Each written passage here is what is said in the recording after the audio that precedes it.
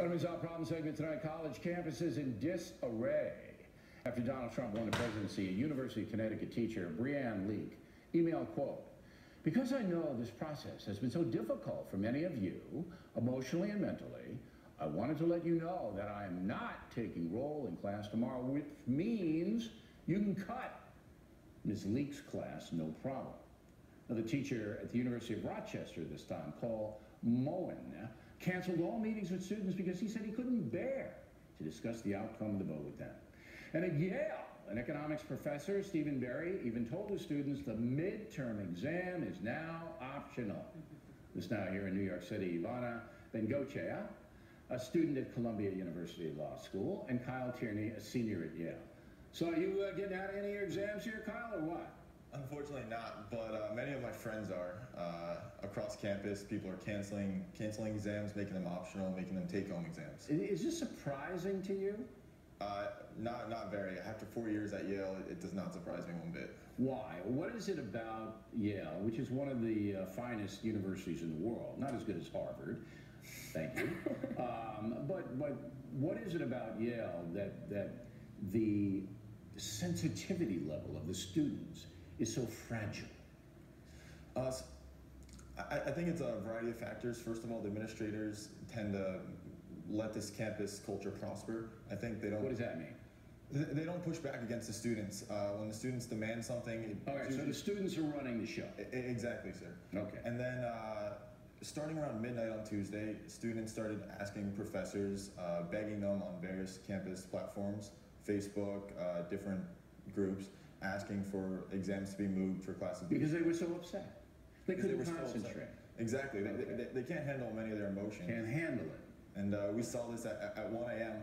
Wednesday morning. They had a big campus primal scream. That's a primal scream at Yale. Yes, sir. Very good. I hope you didn't scare the other people living in their head. Now, I run it.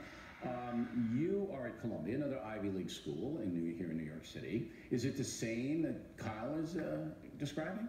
I wouldn't describe the students as fragile. I would just describe them as so civically minded that when the outcome they're expecting doesn't occur, they don't really know how to cope with it. So they can't cope with adversity. It's just they're not forced to confront it as frequently as you would at a more conservative institution. Well, there aren't any conservative institutions. I mean, maybe a few, but there really aren't. So basically the Ivies, Yale and Columbia, are creating Candyland environments where if it doesn't go your way, people fall apart. I'd say they create open forums where they want everyone to be able to discuss. They don't want me. The outcomes. They don't want me up there. I was born at Columbia Presbyterian. I've never been invited there. Never been invited to Yale. Harvard wouldn't even invite me, and I paid them like $100 grand for my degree. So I don't know if they want open discussion. They want to hear the things that they believe reinforced. Now, I notice you have an American flag on your tie and all that. You're on the O'Reilly Factor. When you get back to New Haven, are they going to give you jazz? Are you going to get in trouble? I'm sure students will be pushing back, but I'm part of the William F. Buckley Jr. program at Yale, and we promote free expression, intellectual discourse. Mm-hmm. So I have a strong segment of friends and people I know that will be supporting me, but I'm sure the All right, so when you get back, and William F. Buckley, of course, went to Yale, conservative icon. When you get back, you might take some hazing. They may not like what you did. But are you going to then ask your professor not to take the exam or not to do your homework? Are you going to do that? No, sir. I'll be living my life like I... Okay, so what's the difference between you and the people who can't show up to take the exam? I think perhaps maybe the way I was raised, the education I've had, the values that I hold, I think are... But you're not going to fall apart when they go, "Oh, Riley, how can you even sit at the same table as him?" When you get back to Columbia, all right, some people say, you legitimized me or this program, and how will you answer that?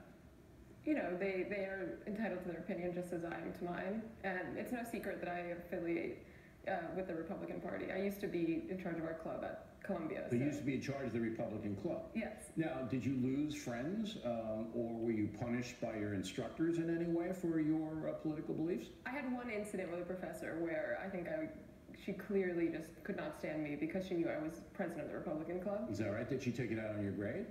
I don't want to say there's a direct correlation, but that was my lowest political science. Okay. I had the same thing in Marist College. with a woman who's not with us anymore. She's deceased, who gave me a bad grade because I can't say it was ideological because I'm so obnoxious. It just might have been me, but I earned a better grade than that. Last question. Do you think Yale's in trouble socially? I mean, if this crazy stuff, if they can't even handle the Republic voting a certain way, is that campus in trouble? I do think for a campus that's usually called the future of America, it's definitely troubling. Yeah. So for the country in general as well. And I don't see any, I mean, Yale is the same place where you had Halloween costumes that, you know, people fainted or something like that, right? It's the Yes, same. sir. When you have 1,000 people protesting that email, I don't know what it takes when you have a president-elect Trump. All right.